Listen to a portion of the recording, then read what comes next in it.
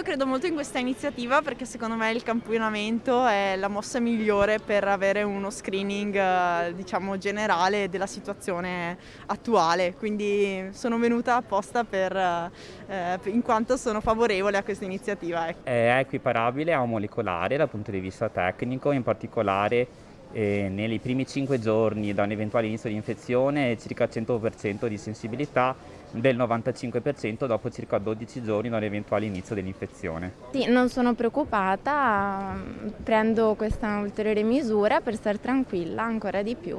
La voglia di uscire c'è, è chiaro che bisogna stare attenti alle regole, seguirle il più possibile, perché sì, insomma, come lo facciamo noi devono farlo tutti e in questo modo si potrà sconfiggere insieme. Se ognuno pensa alle proprie convinzioni singole è chiaro che non si andrà molto avanti. Mi accerto che abbiano firmato il consenso e verifico i dati anagrafici.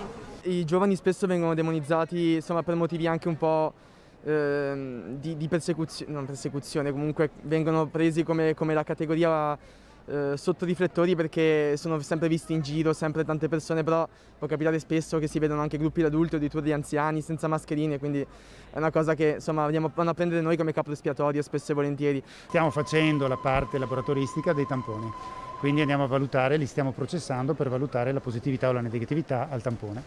Ogni elemento ha una propria apparecchiatura. Ogni elemento avrà il proprio test, quindi la propria apparecchiatura, quindi ci mette 11 minuti e mezzo e quindi il tempo di attesa, dopodiché gli si dà l'esito. Cosa dici di questa grande affluenza? Era inaspettata o è qualcosa che era al di là auspicato ma era prevedibile?